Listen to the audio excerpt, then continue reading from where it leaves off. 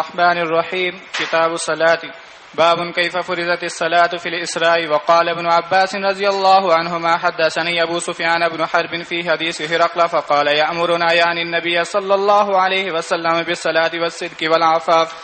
بالسند المتصل منا إلى الإمام الهمام الحافظ الحجة أمير المؤمنين في الحديث أبي عبد الله محمد بن إسماعيل الجعفي البخاري رحمه الله تعالى ومتعنا بعلومه وبركاته آمين. قال حدثنا يحيى بن بكير قال حدثنا الليث عن يونس عن ابن شهاب عن أنس بن مالك رضي الله عنه وعنهم قال كان أبو ذر يحدث أن رسول الله صلى الله عليه وسلم قال فرج عن سقف بيتي وأنا بمكة فنزل جبريل عليه السلام ففرج صدري ثم غسله بماء زمزم ثم جاء بتست من ذهب ممتلئ حكمة وإيمانا فأفرغه في صدري ثم أطبقه ثم أخذ بيدي فعرج بي إلى السماء. فلما جئت إلى السماء الدنيا قال جبريل عليه السلام لخازن السماء افتح. قال من هذا؟ قال هذا جبريل. قال هل معك أحد؟ قال نعم معي محمد. فقال أرسل إليه؟ قال نعم. فلما فتح علونا السماء الدنيا فإذا رجل قائد على يمينه أسودة وعلى يساره أسودة إذا نظر قبل يمينه زهق وإذا نظر قبل شماله بكى. فقال مرحبا بالنبي صالح والابن الصالح. قلت لجبريل من هذا؟ قال هذا آدم وهذه الأسودة عن يمينه وشماله نسم بنيه فأهل اليمين منهم أهل الجنة والأسودة التي عن شماله أهل النار. وإذا نظر عن يمينه زهق وإذا نظر قبل شماله بكى حتى عرج به إلى السماء الثانية فقال لخازنها افتح. فقال له خازنها مثل ما قال الأول ففتح. قال أنس فذكر أنه وجد في السماوات آدم وإدريس وموسى وعيسى وإبراهيم ولم يثبت كيف منازلهم غير أنه ذكر أنه وجد آدم في السماء الدنيا وإبراهيم في السماء السادسة. قال أنس فلما مر جبريل عليه السلام بالنبي صلى الله عليه وسلم بإدريس قال مرحبا بالنبي الصالح والأخ الصالح. فقلت من هذا؟ قال هذا إدريس. ثم مررت بموسى فقال مرحبا بالنبي الصالح والأخ الصالح. قلت من هذا؟ قال هذا موسى. ثم مررت بعيسى فقال مرحبا بالنبي الصالح والأخ الصالح. قلت من هذا؟ قال هذا عيسى. ثم مررت بإبراهيم فقال مرحبا بالنبي الصالح والابن الصالح. قلت من هذا؟ قال هذا إبراهيم. قال ابن شهاب فأخبرني ابن حزم أن ابن عباس وأبا حبة الأنصاري كان يقولان قال النبي صلى الله عليه وسلم ثم عرج بي حتى ظهرت لمستمع أسمع فيه صريف الأقلام. قال ابن حزم وأنس بن مالك قال النبي صلى الله عليه وسلم ففرض الله عز وجل على أمتي 50 صلاة فرجعت بذلك حتى مررت على موسى فقال ما فرض الله لك على أمتك؟ قلت فرض 50 صلاة. قال فارجع إلى ربك فإن أمتك لا تطيق ذلك. فرجعت فوزع شطرها فرجعت إلى موسى قلت فوزع شطرها فقال راجع ربك فإن أمتك لا تطيق ذلك. فراجعت فوزع شطرها فرجعت إليه فقال ارجع إلى ربك فإن أمتك لا تطيق ذلك. فراجعته فقال هي 5 وهي 50 لا يبدل القول لدي. فرجعت إلى موسى فقال راجع ربك فقلت استحييت من ربي. ثم انطلق بي حتى انتهي بي إلى السدرة المنتهى وغشيها ألوان لا أدري ما هي. ثم أدخلت الجنة فإذا فيها هباء اللؤلؤ وإذا ترابها المسك. بسم اللہ الرحمن الرحیم. الحمد للہ رب العالمین والصلاة والسلام علی رسولہ الکریم وعلی آلہ واصحابہ اجمعین. اما بعد. یہاں سے کتاب الصلاۃ شروع ہو رہی ہے اور پہلے باب میں امام بخاری نے رحمۃ اللہ علیہ نے نمازوں کی فرضیت کے بارے میں 2 باتیں بیان کی ہیں. ایک تو یہ کہ 5 نمازیں جو ہیں یہ اسراء کے موقع پر یعنی معراج کے موقع پر فرض کی گئی تھی. کیف فرضت الصلاۃ فی الاسراء. اور دوسرا پھر عبداللہ بن عباس کی روایت سے ہرقل والی حدیث کا حوالہ دیا ہے. اس سے یہ ثابت کرنا مقصود ہے کہ نماز مکہ مکرمہ ہی میں فرض ہو چکی تھی. جو پہلی بات ہے کہ نماز اسراء میں فرض کی گئی اس میں ایک بات یہ بھی قابل ذکر ہے کہ اسراء جو ہے اس کے لفظی معنی ہوتے ہیں رات کے وقت میں لے جانا کسی کو. سبحان الذی اسری بعبدہ لیلا من المسجد الحرام الی المسجد الاقصی. تو بعض حضرات یہ تفریق کرتے ہیں کہ نبی کریم صلی اللہ علیہ وسلم کا جو سفر مدینہ منورہ سے بیت المقدس تک ہوا رات کے وقت میں، اس کو تو اسراء کہتے ہیں، اور پھر بیت المقدس سے جب ملائے اعلیٰ کی طرف سفر ہوا تو اس کو معراج کہتے ہیں. یہ اصطلاح کے طور پر یہ فرق کرتے ہیں اسراء میں اور معراج میں، کہ اسراء جو ہے وہ بیت المقدس تک کا سفر اور معراج بیت المقدس سے ملائے اعلیٰ تک کا سفر. اور بعض حضرات کہتے ہیں کہ نہیں، کوئی فرق نہیں ہے، اسراء کا لفظ جو ہے وہ پورے سفر کو شامل ہے، وہ صرف بیت المقدس تک کا سفر نہیں بلکہ پورا سفر. اور یہاں جب حضرت امام بخاری نے یہ کہا کہ نمازیں فرض کی گئیں اسراء میں، تو اسی کی تائید کی کہ اسراء کا جو لفظ ہے وہ پورے سفر کو شامل ہے، کیونکہ نمازیں جو فرض کی گئی تھی وہ بیت المقدس کے سفر میں نہیں بلکہ اوپر ملائے اعلیٰ میں پہنچنے کے بعد سفر فرض کی گئی تھی. سمجھ گیا نا؟ اور جو آگے حدیث روایت کی ہے کہ حدثنا ابن عباس فرماتے ہیں کہ مجھے ابو سفیان بن حرب نے ہرقل کی حدیث میں یہ کہا تھا. ہرقل کی حدیث آپ نے پڑھ لیا کہ نہیں؟ تو وہ اس ہرقل کی حدیث میں جب ابو سفیان سے پوچھا تھا حبشہ کے بادشاہ وہ ہرقل نے،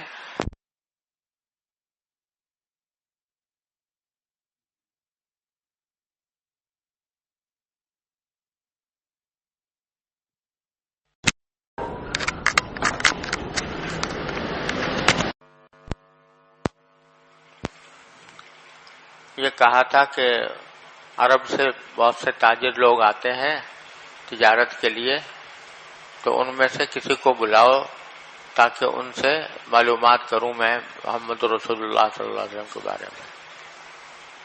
اس وقت ابو سفیان مسلمان نہیں ہوئے تھے اور وہ وہاں پر موجود تھے. تو ابو سفیان کو بلا کر ہرقل نے کچھ سوالات کیے تھے. تو ان سوالات میں ایک سوال یہ تھا کہ وہ تمہیں کس بات کا حکم دیتے ہیں. اس کے جواب میں حضرت ابو سفیان نے اس وقت یہ کہا تھا کہ یامرنا یعنی نبی صلی اللہ علیہ وسلم بالصلاۃ والصدق والعفاف، کہ ہمیں آپ نماز کا حکم دیتے ہیں اور سچائی کا اور پاک دامنی کا. تو یہ واقعہ جو ہے یعنی ابو سفیان کا ہرقل کے دربار میں پیش ہونا، یہ واقعہ تو اس وقت کا ہے جب کہ صلح حدیبیہ ہو چکی تھی مدینہ منورہ کا. لیکن ابو سفیان یہ کہہ رہے ہیں کہ ہمیں حکم دیتے ہیں نماز کا. تو ابو سفیان نے جو یہ حکم سنا یہ کب سنا ہوگا؟ جب نبی کریم صلی اللہ علیہ وسلم مکہ مکرمہ میں تھے، ہے نا؟ کیونکہ ابو سفیان کی ملاقات پھر اس کے بعد یا تو جنگوں میں ہوئی ہے، ملاقات باقاعدہ نہیں ہوئی. تو حضور اقدس صلی اللہ علیہ وسلم سے جو یہ حکم سنا نماز کا یا صدق کا یا عفاف کا، یہ انہوں نے مکہ مکرمہ میں سنا ہوگا. اس سے پتہ چلا کہ نماز مکہ مکرمہ میں فرض ہو چکی تھی. سمجھ گیا نا؟ یہاں یہ بھی بات ذہن میں رہے کہ 5 نمازیں تو اگرچہ فرض ہوئی ہیں معراج کے واقعے میں، لیکن ان 5 نمازوں کی فرضیت سے پہلے بھی روایات سے ثابت ہے کہ 2 نمازیں حضور اقدس صلی اللہ علیہ وسلم بھی اور صحابہ کرام بھی پڑھا کرتے تھے، ایک فجر کی نماز اور ایک عشاء کی نماز. سبح بحمد ربک قبل بالعشی والابکار جو آیا ہے، تو اس سے اشارہ جو ہے انہی نمازوں کی طرف ہے جو پڑھی جاتی تھی. 2 رکعتیں پڑھی جاتی تھیں فجر میں بھی اور عشاء میں بھی، یہ پڑھنے کا معمول تھا 5 نمازوں کی فرضیت سے پہلے بھی. لیکن جب معراج کے واقعے میں 5 نمازیں فرض کی گئیں، جس کی تفصیل آگے آ رہی ہے. اب آگے حدیث معراج نقل کی ہے جو ابن شہاب زہری حضرت انس سے روایت کر رہے ہیں، اور حضرت انس جو ہیں وہ کہتے ہیں کہ کانا ابو ذر یحدث، حضرت ابو ذر غفاری رضی اللہ تعالیٰ عنہ یہ حدیثیں روایت کیا کرتے تھے.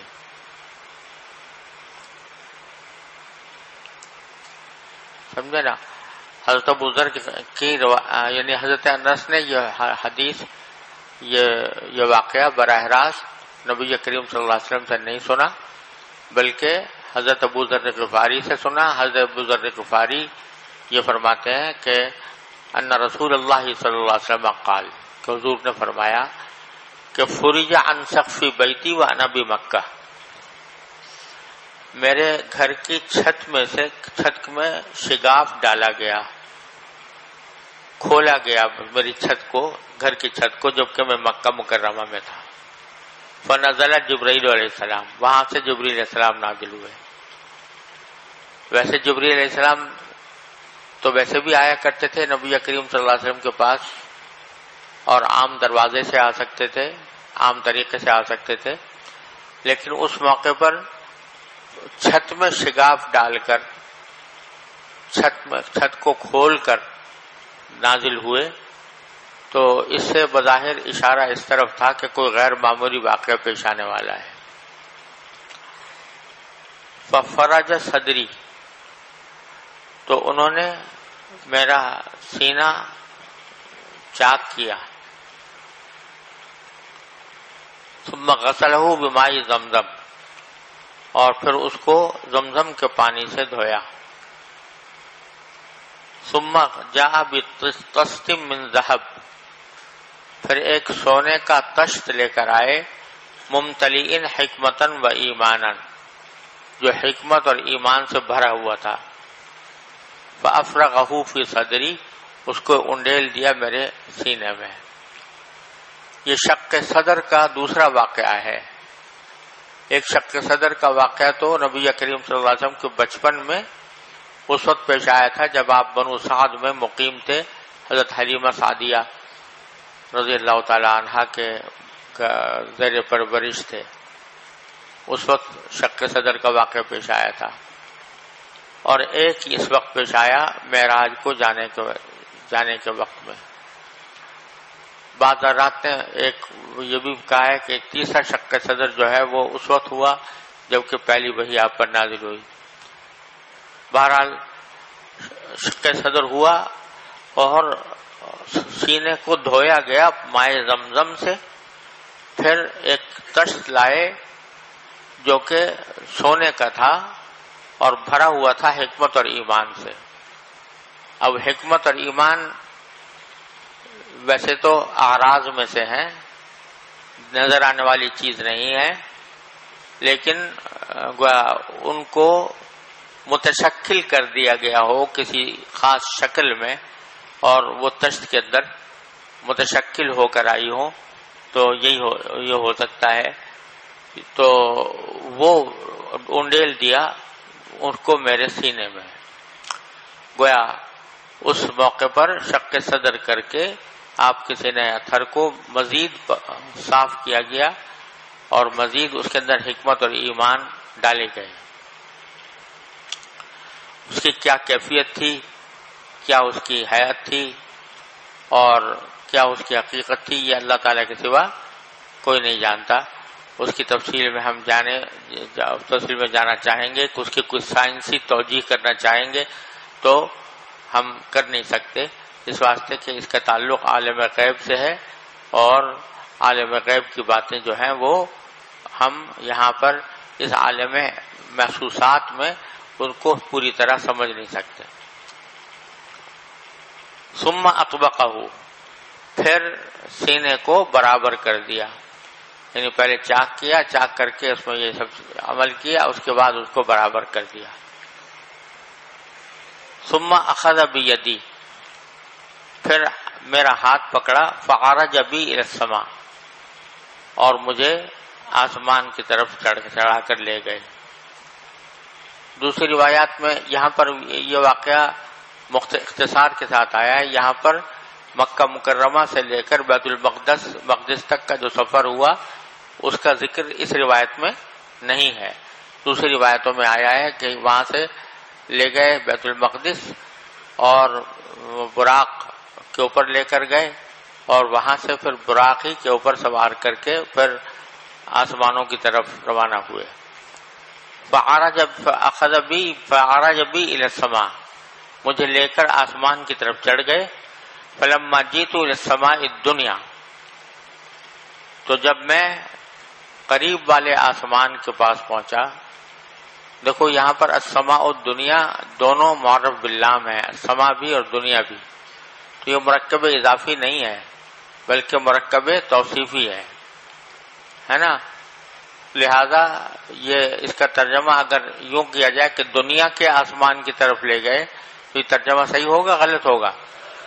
غلط ہوگا، کیونکہ مرکب اضافی نہیں ہے بلکہ مرکب توصیفی ہے. لہذا معنی کیا ہوئے کہ اس آسمان کی طرف لے گئے جو قریب تر ہے، ہم سے قریب تر ہے. دنیا یا ادنا کا مؤنث ہے اور ادنا کے معنی قریب تر.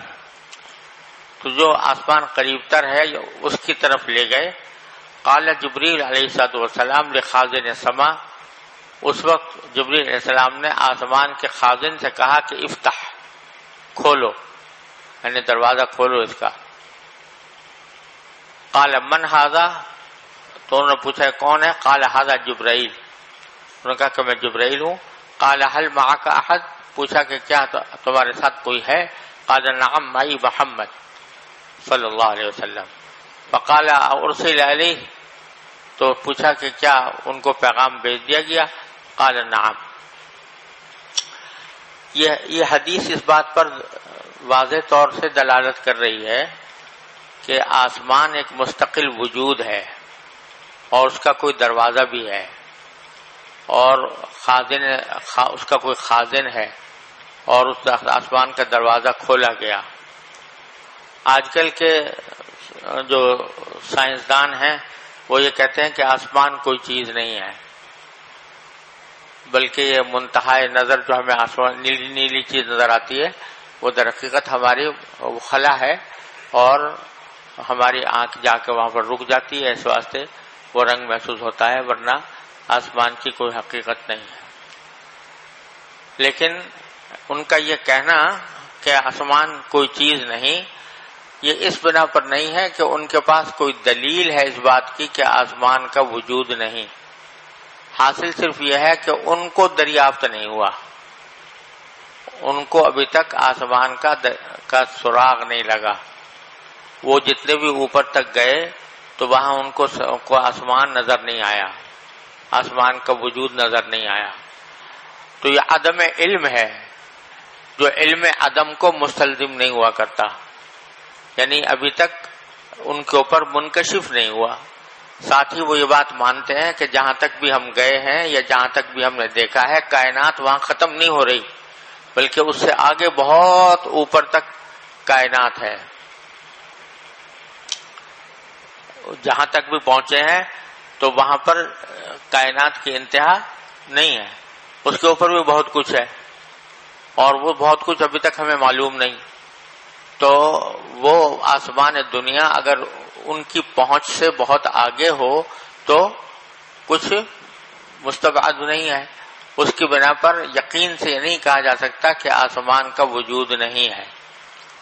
زیادہ سے زیادہ وہ یہ کہہ سکتے ہیں کہ ہمارے علم میں نہیں آیا، اب تک ہم نے ابھی تک دیکھا نہیں، ہم ابھی تک دریافت نہیں کر پائے.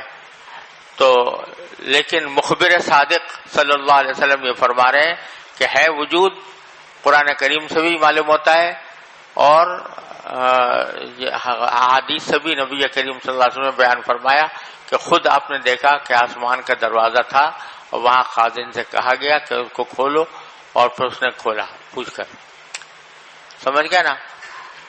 دوسری بات یہاں قابل ذکر یہ ہے کہ جب جبریل امین علیہ السلام نے یہ کہا کہ میرے ساتھ محمد صلی اللہ علیہ وسلم ہیں تو خازن سما نے یہ سوال کیا کیا ارسل الیہ.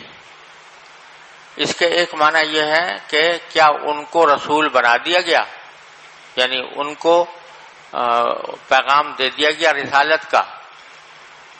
تو اگر یہ معنی لیے جائیں تو اس پر اشکال ہوتا ہے کہ خازن سما کو ابھی تک یہ پتہ نہیں تھا کہ کہ حضرت نبی کریم صلی اللہ علیہ وسلم دنیا میں مبعوث ہو چکے ہیں، آپ کو نبوت اور رسالت عطا ہو چکی ہے، یہ بات کیا معلوم نہیں تھی خازن کو؟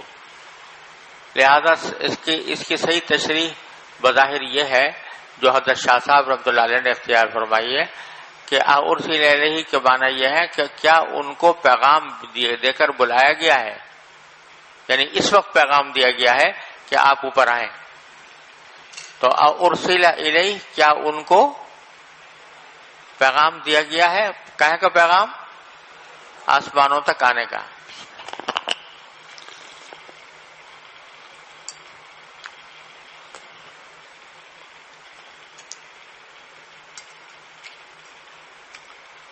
قال نعم، تو جبریل علیہ السلام نے کہا کہ ہاں پیغام دیا گیا ہے. فلما فتح، جب دروازہ کھول دیا گیا آسمان کا، تو علونا السماء الدنیا، تو ہم سب سے قریب والے آسمان کے اوپر چڑھے. فاذا رجل قاعد على يمينه اسودة وعلى يساره اسودة، اچانک دیکھا کہ ایک شخص بیٹھا ہے، اس کے دائیں جانب بھی کچھ جماعتیں ہیں انسانوں کی اور بائیں جانب بھی جماعتیں ہیں. اسودہ جمع ہے سواد کی، اور سواد کہتے ہیں کسی آدمی کا حیولہ، جو آدمی کا حیولہ، وہ میں فلسفے کے اصطلاح میں استعمال نہیں کر رہا بلکہ لغوی معنی میں استعمال کر رہا ہوں، کہ کسی انسان کا جو سراپا نظر آتا ہے نا دور سے، اس کو سواد کہتے ہیں، اور اس کی جمع اسودہ آتی ہے. تو خلاصہ یہ کہ بہت سی انسانوں کی شکلیں نظر آ رہی تھی دائیں طرف بھی، اور کچھ نظر آ رہی تھی بائیں طرف. فَإِذَا نَظَرَ قِبَلَ يَمِينِهِ ضَاحِكًا، وہ صاحب جو بیٹھے ہوئے تھے وہ جب اپنے دائیں طرف دیکھتے تو ہنستے، اور وَإِذَا نَظَرَ قِبَلَ شِمَالِهِ بَكَى، اور جب بائیں طرف دیکھتے تو روتے تھے.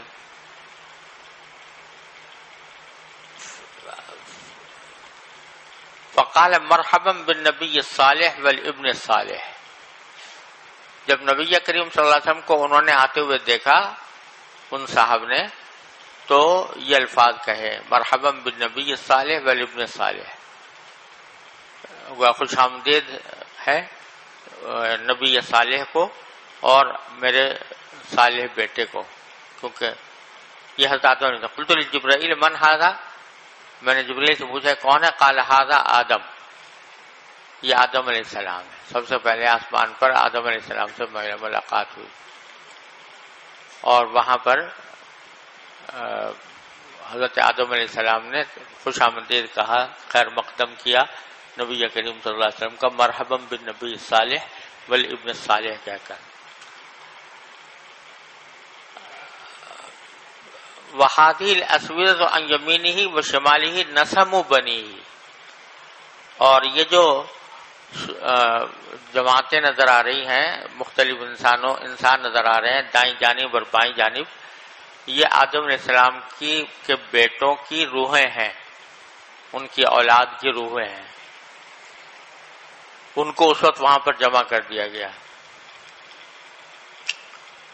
سارے اولاد کی روحوں کو جمع کر دیا گیا دائیں جانب اور بائیں جانب. فَأَهْلُ الْيَمِينِ مِنْهُمْ أَهْلُ الْجَنَّةِ، تو جو دائیں جانب بیٹھے ہوئے ہیں وہ اہل جنت ہیں، اور وَالْأَسْوِدَةُ الَّتِي عَنْ شِمَالِهِ أَهْلُ النَّارِ، اور آپ کے بائیں جانب جو لوگ بیٹھے ہوئے ہیں وہ اہل النار ہیں، نہ جہنمی ہیں. فَإِذَا نَظَرَ عَنْ يَمِينِهِ ضَاحِكًا، تو حضرت آدم علیہ السلام جب دائیں جانب دیکھتے ہیں اور وہاں پر وہ جنتی لوگ نظر آتے ہیں تو آپ ہنستے ہیں.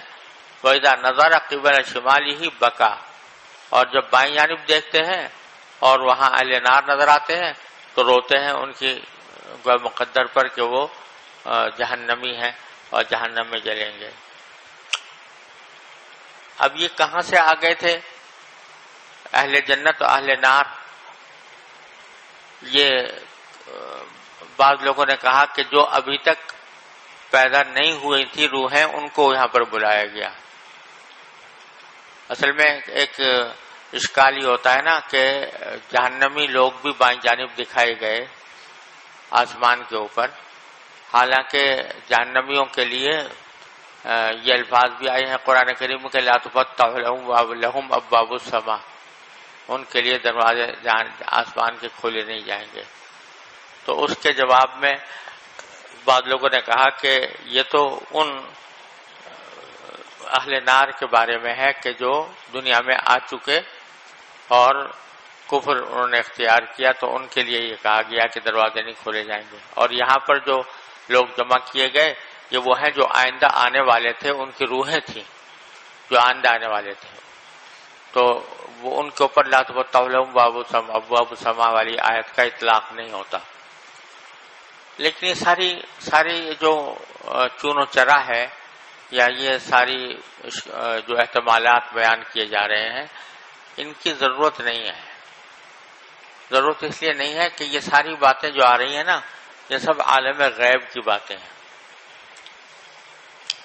اور عالم مثال کی باتیں ہیں، جن کو ہم یہاں پر رہتے ہوئے اچھی طرح پوری طرح سمجھ نہیں سکتے۔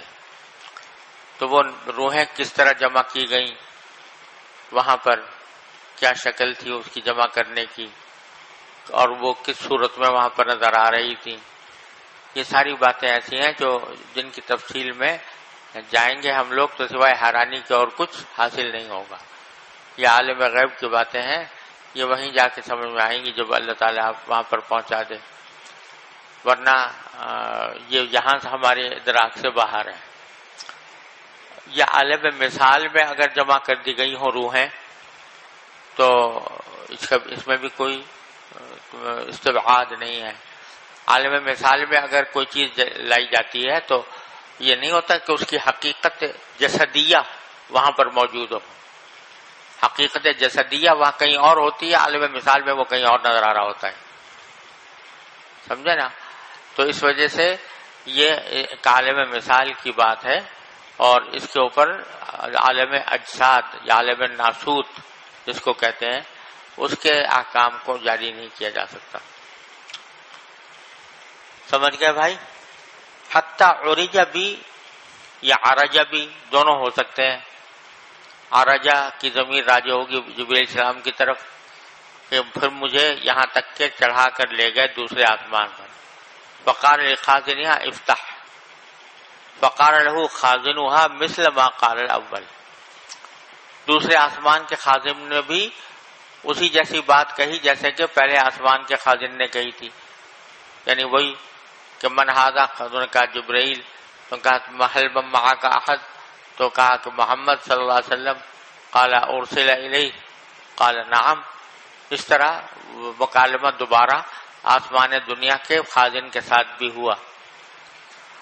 قال انس فذکر انہ وجد فی السماوات آدم و ادریس و موسیٰ و عیسیٰ و ابراہیم۔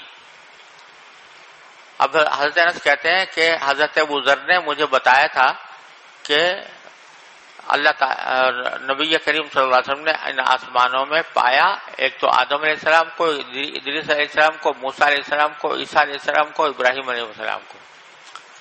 وَلَمْ يُثْبِتْ كَيْفَ مَنَازِلُهُمْ، اور اس بات کا اس بات نہیں کیا کہ وہ ان کی منزلیں کیسی ہیں، یعنی کون سے آسمان پر کس نبی سے ملاقات ہوئی، یہ تفصیل ابو ذر غفاری نے نہیں بتائی، سمجھے نا؟ لم یثبت یعنی ثابت نہیں کیا، کیا ثابت نہیں کیا کہ کیف منازلہم، ان کی منزلیں کیسی ہیں، یعنی کون سے آسمان پر کون سے نبی موجود تھے اور کون سے آسمان پر کس نبی سے ملاقات ہوئی، یہ تفصیل ابو ذر غفاری نے نہیں بتائی، لیکن یہ بتایا کہ ان انبیاء علیہ السلام سے وہاں پر ملاقات ہوئی۔ لیکن دوسری طرف دوسری روایات میں خود حضرت انس ہی نے روایت کی ہے مالک ابن صعصعہ رضی اللہ تعالیٰ عنہ سے، وہ بخاری میں دوسری جگہ آئی ہے، وہاں تفصیل یہ بیان کی گئی ہے کہ پہلے آسمان پر آدم علیہ السلام سے ملاقات ہوئی، دوسرے آسمان پر عیسیٰ اور یحییٰ علیہ السلام سے ملاقات ہوئی، اور تیسرے آسمان پر حضرت یوسف علیہ السلام سے، چوتھے آسمان پر حضرت ادریس علیہ السلام سے، اور پانچویں آسمان پر حضرت ہارون علیہ السلام سے، اور چھٹے آسمان پر حضرت موسیٰ علیہ السلام سے، اور ساتویں آسمان پر حضرت ابراہیم علیہ السلام سے. سمجھے نا؟ جس کو یاد رکھنے کے لیے لوگوں نے یہ کہا ہے کہ اعیاہم یاد رکھو، اعیاہم اعیاہم.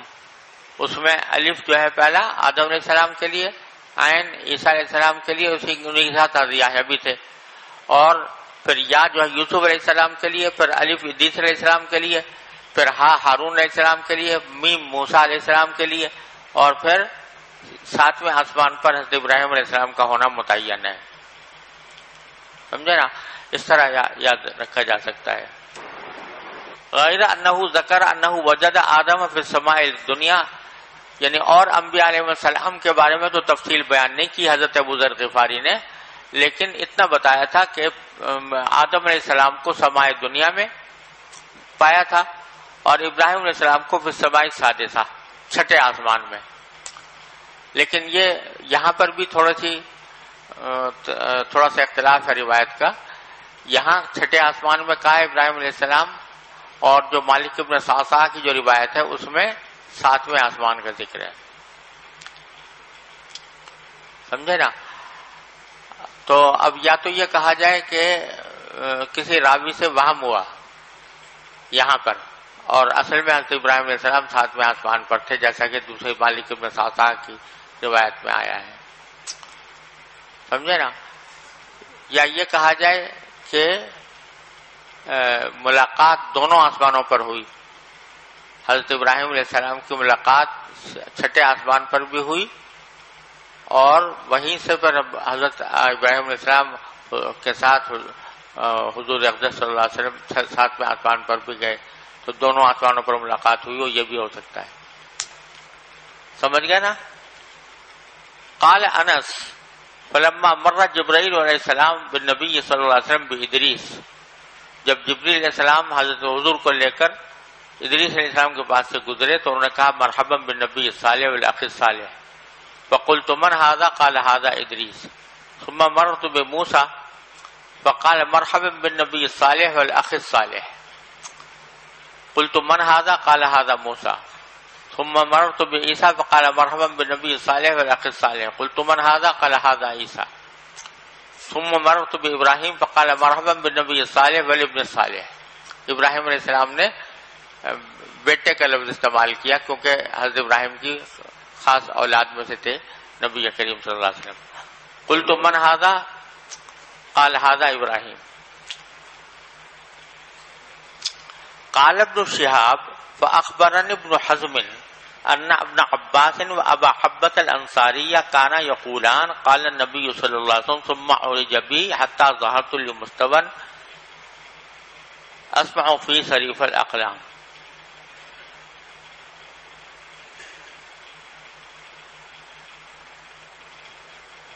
اب آگے ابن شہاب زہری یہاں تک تو روایت کر رہے تھے نا حضرت انس سے، اور حضرت انس کی روایت نقل کر رہے تھے ابو ذر غفاری سے. اب آگے ابن حزم جو حضرت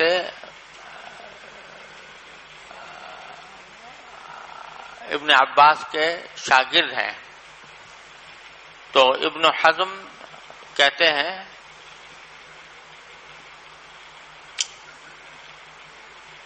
کہ عبداللہ ابن عباس اور ابو حبہ انصاری یہ کہا کرتے تھے.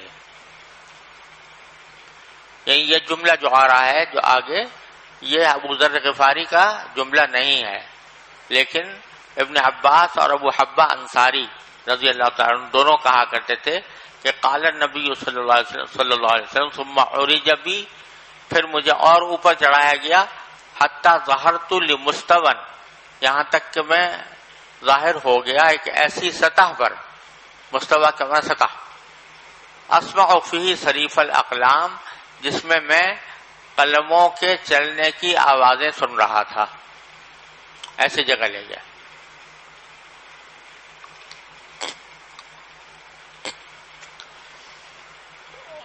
ساتویں آسمان سے بھی اوپر کسی ایسی سطح پر لے گئے کہ جہاں میں قلموں کے چلنے کی آوازیں سن رہا تھا. اب یہ قلموں کی آوازیں کیسی تھیں؟ فرشتے جو اللہ تعالیٰ کے احکامات لکھ رہے تھے یا اللہ تعالیٰ کی تقدیر لکھ رہے تھے، تقدیر کے احکام لکھ رہے تھے، تو ان قلموں کے چلنے کی آواز، صریف اس آواز کو کہتے ہیں جو قلم کی حرکت کرنے سے، لکھنے سے جو پیدا ہوتی ہے، تو وہ آواز میں سن رہا تھا. یعنی ایسی جگہ لے گئے جہاں پر تقدیریں لوگوں کی لکھی جا رہی تھی، جہاں پر آنے والے واقعات کے بارے میں لکھا جا رہا تھا، اس جگہ پہنچ گیا.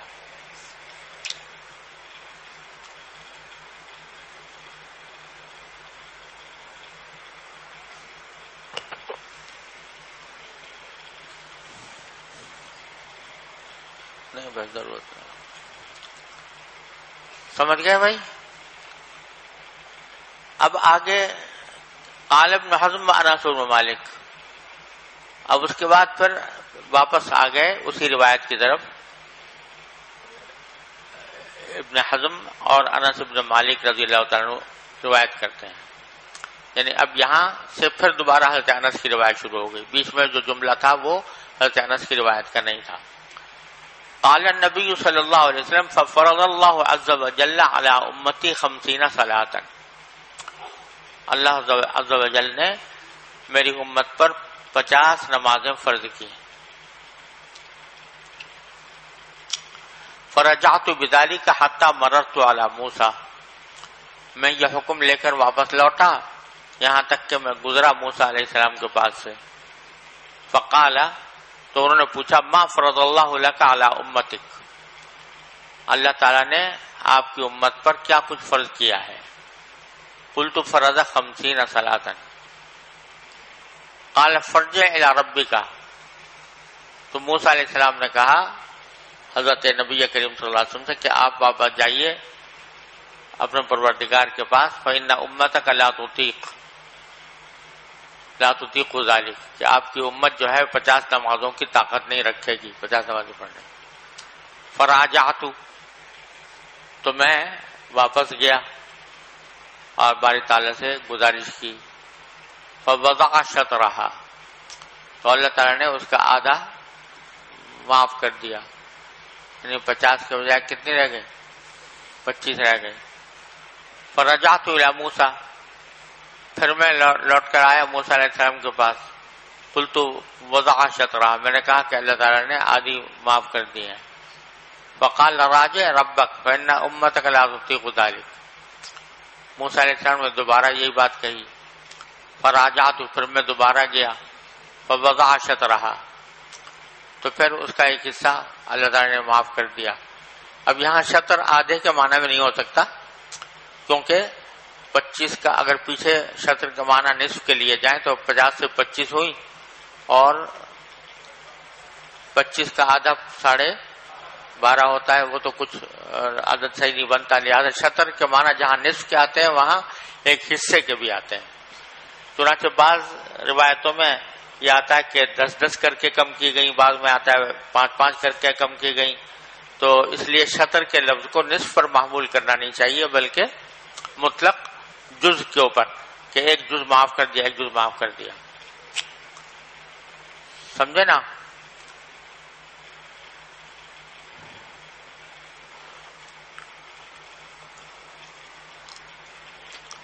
فإن أمتك لا تطيق ذلك فراجعت فوضع شطرها فرجعت إليه فقال ارجع إلى ربك.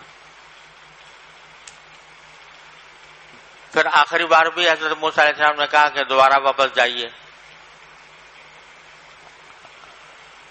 فقلت استحييت من ربي، جب 5 رہ گئیں تو میں نے کہا کہ اب مجھے اپنے پروردگار سے شرم آتی ہے مزید کم کرانے کے لیے. تو اب یہ واقعہ ہے کہ موسیٰ علیہ السلام نے بار بار یہ مشورہ دیا کہ اللہ تعالیٰ کے پاس جا کر کم کرائیں. تو یہاں کئی سوال پیدا ہوتے ہیں. ایک سوال تو یہ پیدا ہوتا ہے کہ امت محمدیہ علیہ صاحب صاحب والسلام پر نبی کریم صلی اللہ علیہ وسلم کی شفقت اور رحمت تو کہیں زیادہ تھی، تو آپ کو خود یہ خیال نہ آیا اور موسیٰ علیہ السلام نے توجہ دلائی تو پھر آپ تشریف لے گئے. تو کیا وجہ ہے؟ اللہ تعالی حقیقت حال تو اللہ تعالی ہی جانتے ہیں. میان عاشق و معشوق رمزیس کرامن کاتبین راہم خبر نیس، ہم کیا کہہ سکتے ہیں. لیکن بظاہر یہ معلوم ہوتا ہے کہ نبی کریم سرورت عالم صلی اللہ علیہ وسلم پر اس وقت باری تعالیٰ کے جلال و جمال کا غلبہ تھا، تو جو کچھ بھی حکم دیا گیا اس کے بعد کسی اور طرف دیکھنے کی ضرورت نہیں سمجھی. اللہ تبارک و تعالیٰ کے جلال و جمال کے اثر سے اس کا جو غلبہ تھا اس کی بنا پر آپ نے اس کے اندر کوئی چون و چرا کرنے کی ضرورت بھی نہیں سمجھی، خیال بھی نہیں آیا.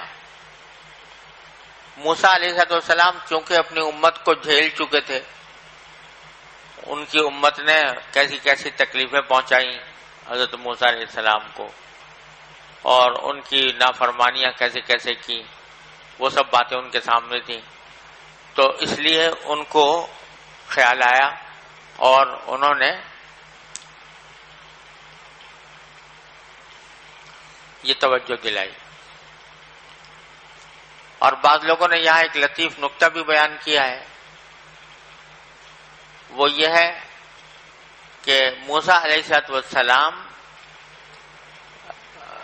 کو اللہ تعالیٰ نے اپنے ہم کلامی کا شرف تو عطا فرمایا تھا، کلم اللہ موسیٰ تکلیما، لیکن جب یہ کہا تھا کہ ارینی رب ارینی انظر الیک، تو اللہ تعالیٰ نے کیا فرمایا؟ لن ترانی،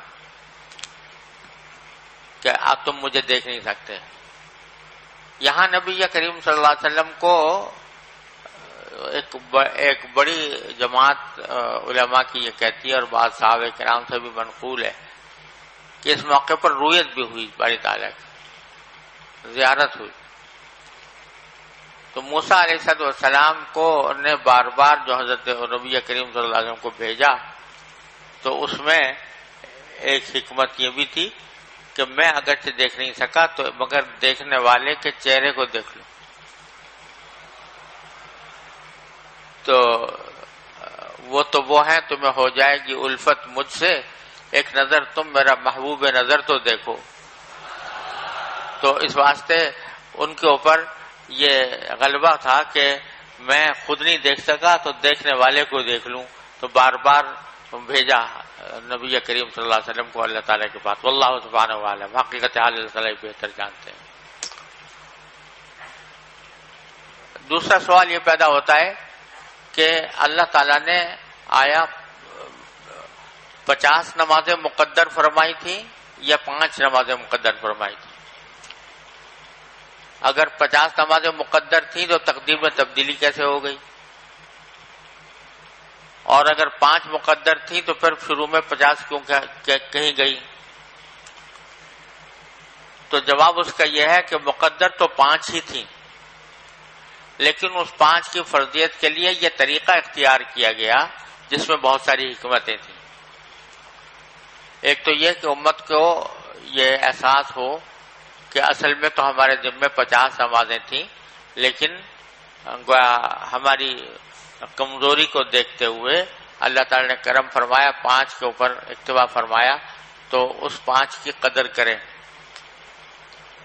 پھر اس کے نتیجے میں یہ ہوا کہ اللہ تعالیٰ نے یہ بھی فرما دیا کہ اگرچہ یہ 5 کر دی ہیں لیکن فہی خمسون وہی خمسون، یعنی اجر کے اعتبار سے یہ 50 ہی رہیں گی، تو اس کی اجر بڑھا دیا گیا. تیسرا، اس طریقے میں موسیٰ علیہ السلام کی امت محمدیہ پر شفقت ظاہر ہوئی، اور نہ جانے کیا کیا حکمتیں ہوں گی. تو مقدر تو تھی 5 ہی، لیکن شروع کیا گیا ان کو 50 سے، اور لا کر پھر 5 پر ختم کیا گیا متعدد حکمتوں کی بنا پر. سمجھ گئے بھائی؟ یہ خمسن وہی خمسن لا یبدل القول لدیہ، میرے پاس قول میں تبدیلی نہیں ہوتی، لہذا جو 50 میں نے کہی تھی وہ 50 ہی کا حکم ہوگا اور 5 کے بجائے 50 کا ثواب ملے گا۔ پھر فرماتے ہیں ثم انطلق بی حتی انتہی بی الی سدرۃ المنتہی، پھر مجھے لے کر جایا گیا یہاں تک کہ مجھے پہنچایا گیا سدرۃ المنتہی۔ وغشیہا، یہ سدرۃ المنتہی ایک بیر کا درخت ہے بہت بڑا، غشیہا الوان لا ادری ما ہی، اس سدرۃ المنتہی کے کو ڈھانپا ہوا تھا مختلف رنگوں نے جن کی حقیقت مجھے معلوم نہیں کیا تھی۔ بظاہر یہ فرشتے تھے جو سدرۃ المنتہی پر نبی کریم صلی اللہ علیہ وسلم کی زیارت کے لیے حاضر ہوئے تھے۔ غشیہا الوان لا ادری ما ہی، ایسے رنگ ڈھانپے ہوئے تھے اس سدرۃ المنتہی کو جن کی میں حقیقت نہیں جانتا تھا کہ وہ کیا ہیں۔ ثم ادخلت الجنہ، پھر مجھے جنت میں داخل کیا گیا، فاذا فیہا حبائل اللؤلؤ، تو اچانک میں نے دیکھا کہ اس میں موتیوں کی لڑیاں ہیں۔ حبائل جمع حبالہ کی ہے، حبالہ کے معنی لڑی، تو موتیوں کی لڑیاں ہیں۔ بعض لوگوں نے کہا یہاں حبائل کا لفظ نہیں تھا، یہ کہیں تصحیف ہو گئی ہے، یعنی غلط لکھ دیا کاتب نے، اصل میں جنابذ تھا۔ جنابذ کے معنی قبے، یعنی موتیوں کے قبے، لیکن کیونکہ وہ کہتے ہیں حبائل جو ہے جمع، وہ جو ہے حبائل جمع حبیلہ کی ہے، اور حبیلہ کہتے ہیں جال کو، تو جال کے یہاں کوئی معنی نہیں بنتے۔ لیکن جہاں یہ بات صحیح نہیں ہے کیونکہ حبیلہ کی جہاں جمع ہے وہاں حبالہ کی بھی ہے، اور حبالہ کے معنی لڑی کے ہیں، لڑی، موتیوں کی لڑیاں تھیں وہاں جنت میں۔ وَإِذَا تُرَابُهَا الْمِسْكُ، اور میں نے دیکھا کہ اس کی مٹی جو ہے وہ مشک ہے، جنت کی مٹی مشک ہے۔